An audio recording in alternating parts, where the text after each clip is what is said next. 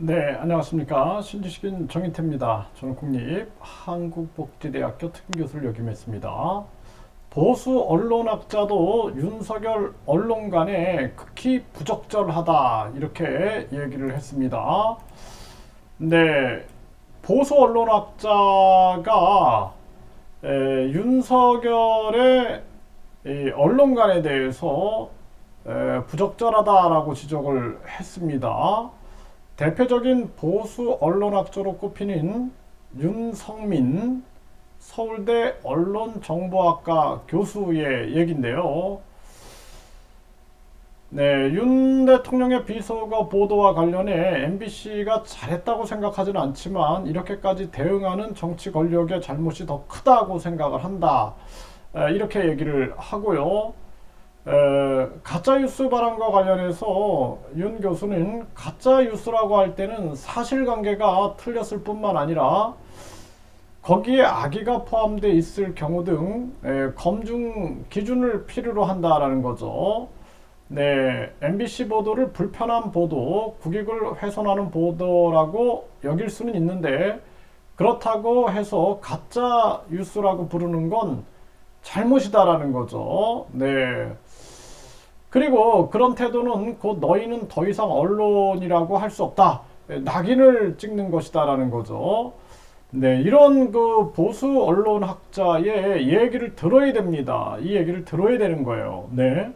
그래서 지금 많은 국민들이 윤석열 이 정부의 독단, 독선, 이 전체주의화에 대해서 비판하고 있는데 이거 분명히 들어야 됩니다. 네, 그리고 윤석열 정부의 그 측근들도 윤석열 감싸기에만 나설 게 아니라 잘못하고 있는 건 비판을 해야 됩니다. 그렇지 않으면 나라가 발전될 수가 없어요. 네, 지금 중앙일보에서도 윤석열의 의심스러운 언론관, 네, 이렇게 중앙일보에서도 얘기하고 있어요.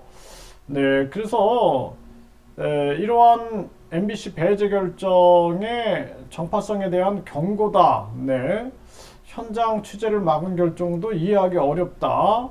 네, 이런 와중에서 전용기에서 기자 2명만 불러냈다. 해명도 궁색하다. 언론을 보는 기본적인 시각과 직결된다.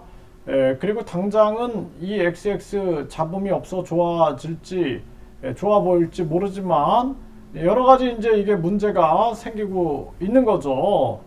네, 지금 뭐 중앙일보도 이런 얘기가 나오고 있는 거예요. 그래서 요즘에 뭐 유튜브에서도 윤석열 비판만 하면 빨갱이로 몰고 있는데 뭐 이런 사람들 보수 언론학자나 중앙일보가 다 빨갱입니까?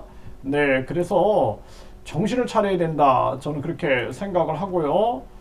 네, 이 대통령실은 MBC 기자 비서관 설정 매우 심각하게 보고 있다. 이런 식으로 얘기를 하고 있고, 네, 대통령실 도어 스태핑, 이 출근길 약식 인터뷰 말하는 거죠. 네, 이거에 대해서 공간에 가벽을 설치하고, 지금 뭐 MBC에 대해서 세무조사를 한다. 또 뭐 MBC에 무슨 뭐 과징금 얘기가 나오기도 하고, 그리고 뭐, 또, MBC에 대한 여러 가지 대처가 나오는데 국민들은 여기에 대해서 좀 공감을 못하고 있는 거예요. 네. 그래서 아까 이 보수 언론학자가 얘기한 것처럼 이 지금 뭐 국익을 해칠 수는 있다. 이 정도 선, 네. 좀 뭔가 불편할 수는 있다. 하지만 가짜 뉴스라고 말하는 것은 옳지 않다라는 거죠. 이러한 부분들의 목소리가 나오고 있는 거고, 지금 가벽을 설치하고 있다. 그리고 윤 출입문에 가벽 설치한 대통령실 매우 심각하게 보고 있다. 이러고 나오고 있는 상황입니다. 참 안타깝습니다. 네, 그래서 이 윤석열 정부가 뭐 교육도 그렇고 언론에 대한 태도도 그렇고 경제도 그렇고 이태원 참사도 그렇고 이 모든 것들이 보면은 완전히 독단적이고 독선적이고 준비가 안 돼 있고 부실하고 그렇습니다. 그 여기에 대해서 비판하면 또 입을 틀어막으려고 하고 그러는데 이거는 옳지 않은 태도다. 그래서 국힘 입장에서도 잘못한 부분에 대해서 지적을 해야 된다. 지적을 해야 된다. 저는 그렇게 생각을 합니다.